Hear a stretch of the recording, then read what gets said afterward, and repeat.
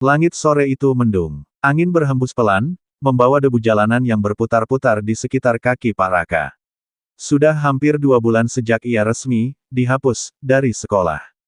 2 bulan, tanpa papan tulis, tanpa suara anak-anak, tanpa panggilan, Pak Guru. Yang tersisa hanya rutinitas baru, bangun pagi, bukan untuk mengajar, tapi mencari pekerjaan apa saja yang bisa menyambung hidup. Kini Pak Raka lebih sering terlihat di proyek bangunan. Tangannya yang dulu memegang kapur kini memegang semen dan batu bata. Bajunya yang dulu rapi kini penuh noda debu. Pak Raka, angkat yang ini. Teriak mandor. Iya, jawabnya singkat. Keringat mengalir deras di wajahnya. Punggungnya mulai sering terasa nyeri. Tapi ia tidak punya pilihan. Upah harian itulah yang kini menjadi penopang hidup keluarganya. Kadang ia pulang dengan langkah terlatih, namun tetap berusaha tersenyum saat melihat anaknya berlari menyambut. Bapak capek? Tanya anaknya. Pak Raka menggeleng. Enggak, ini latihan jadi kuat. Padahal di dalam hatinya, ia tahu, yang lelah bukan hanya tubuhnya. Malam hari adalah waktu yang paling berat. Saat suasana sunyi, pikirannya kembali ke sekolah. Ia sering duduk di teras rumah, memandangi buku-buku lama yang masih tersimpan rapi. Buku absen, rencana pelajaran, coretan-coretan kecil dari muridnya. Semua masih ia simpan, seakan berharap suatu hari akan digunakan kembali.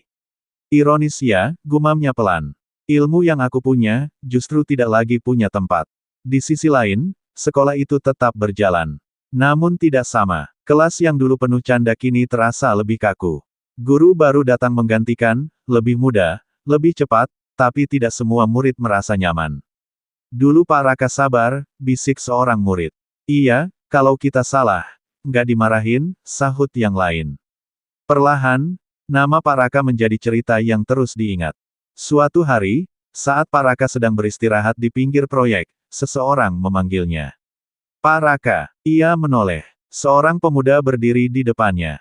Berpakaian rapi, membawa tas kerja. Mas, Pak Raka mencoba mengingat. Saya Denny, Pak murid Bapak dulu. Pak Raka terdiam. Matanya menyipit, mencoba mengingat wajah kecil yang kini sudah berubah dewasa. Denny, yang dulu sering nggak bisa baca itu. Pemuda itu tersenyum lebar. Iya, Pak, yang Bapak ajarin sampai bisa. Mereka duduk di bawah pohon, berbincang panjang. Denny kini bekerja di kota. Ia bercerita bagaimana dulu hampir putus sekolah karena merasa tidak mampu. Tapi Bapak nggak pernah nyerah sama saya. Kalimat itu membuat dada Pak Raka terasa sesak.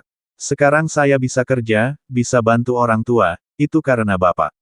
Pak Raka menunduk. Matanya mulai basah.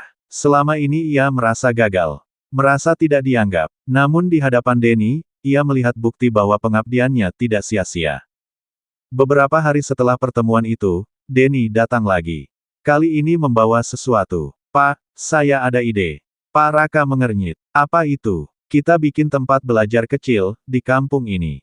Pak Raka terdiam. Anak-anak di sini masih banyak yang butuh belajar tambahan, dan Bapak, lebih dari mampu untuk itu.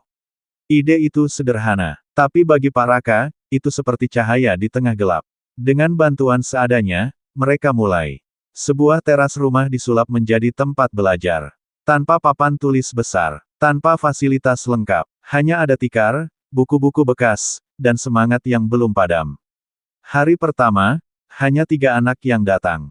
Hari kedua, bertambah jadi 7. Seminggu kemudian, lebih dari 15 anak memenuhi teras itu. Pak Raka ngajar lagi. Kabar itu menyebar cepat. Untuk pertama kalinya setelah sekian lama, Pak Raka kembali berdiri di depan anak-anak. Tangannya gemetar saat memegang spidol. Namun saat ia mulai berbicara, suaranya kembali hangat. Anak-anak, kita mulai ya. Dan saat itulah, ia sadar. Status boleh dihapus. Gaji boleh dihentikan. Tapi jiwa seorang guru, tidak bisa dihilangkan. Pak Raka mungkin tidak lagi tercatat sebagai guru di sekolah formal. Namun di hati anak-anak, ia tetap Pak Guru.